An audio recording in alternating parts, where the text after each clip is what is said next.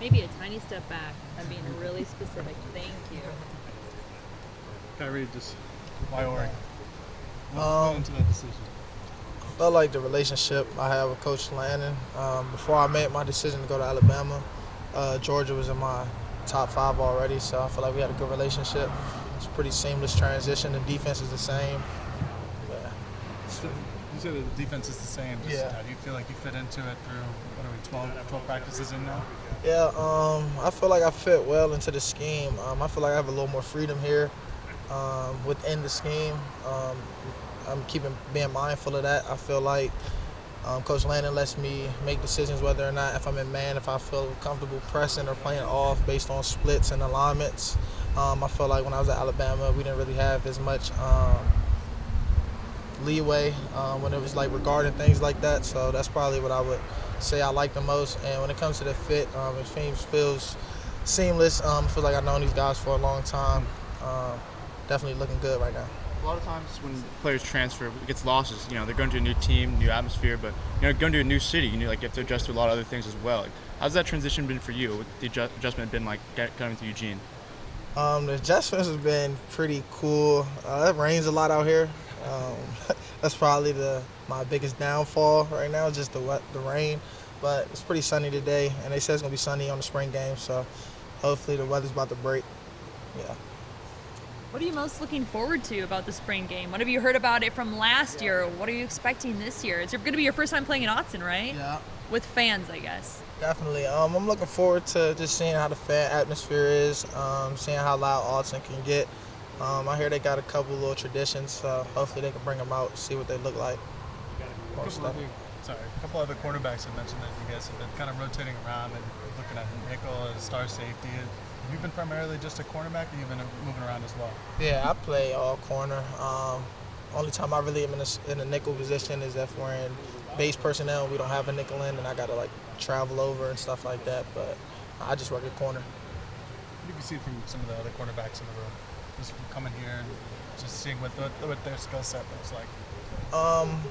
I feel like we've made a lot of like progress, like from the start of spring to now. Felt like at first when I got here, I feel like this was a group who kind of joked around a lot. I feel like we didn't take it as serious. We were serious on the field, but when it came to off the field, not really preparing how I felt like we needed to actually like really win. So I feel like that's something like that I came in. I tried to let these guys know. And we practice early in the morning, but we shouldn't have to wait for something to happen in practice for us to like wake up or things of that nature. We should come in the building already ready and be prepared, because the more you're prepared, the easier it is out there. The less you're prepared, the harder it is. Noah said you were one of the players that have really stood out to him on the defensive side. Just what are your goals as a defense going into a spring game that last year was mostly dominated by the offense? Well, that's pretty self-explanatory then. Now that I know, I didn't even know that the offense really dominated last year. But the goal is, of course, for the defense to dominate, make it tough on the offense. Also play smart at the same time. We don't want to hurt each other, keep each other healthy. But at the same time, this is a ruthless game. So at the end of the day, defense trying to come out on top. Coach Meade was saying that, Oregon doesn't really have a free agent-friendly defensive scheme, but you were someone that fit because you ran a similar scheme in Alabama. Is that partly why you wanted to come here? Yes, that played a big role into me coming here, just knowing a lot of the terminologies, and really a lot of the wordplay is pretty much the same. It's just maybe like 1 or 2 word differences. So that was a big part of me coming here. What's it been like to get to know Coach Meade and kind of this coaching staff and just get ingratiated in that system and that quarterback room? It's been good getting to know the coaching staff. I felt like since I was on my recruiting process till now, like they've been the same. They're high energy. When I met them, they've been high energy since I've been here. And when it comes specifically to Coach Meade, he's been a coach who I would definitely say is like a father figure, as in he stays on me really hard. Regardless if he knows I'm making good plays or bad plays, he looks at me as a leader. So he lets me know I'm not going to really necessarily point out all your good plays. I'm going to more so harp on your negative plays so I can show the younger guys that we're looking at the bigger picture. We're not trying to get praised during practice. We're trying to get praised during the games. Oregon lost Christian Gonzalez this past season to the draft. He's projected to be a first-round pick. You're the highest-rated cornerback transfer that Oregon brings in. Do you feel like you have to step in and try to be the Christian Gonzalez replacement as a lockdown guy, or are you just trying to do your own? You're trying to be Khyree here.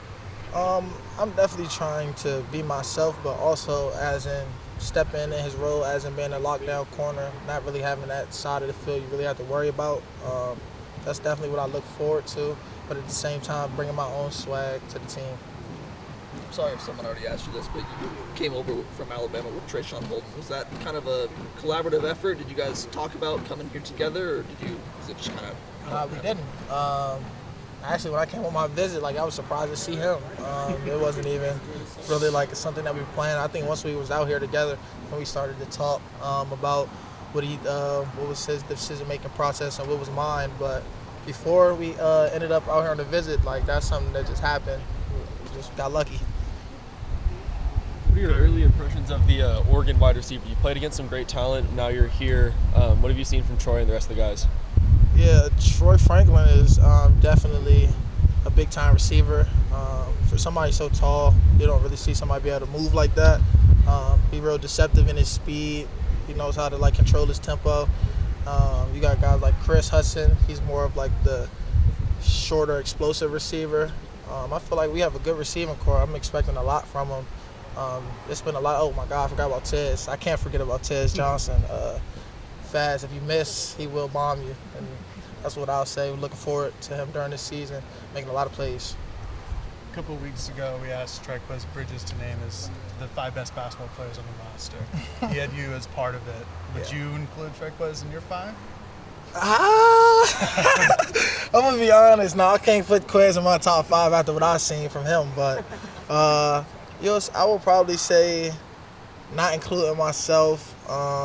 You got Justice, one of our receivers is pretty good. Chris Hudson's pretty good.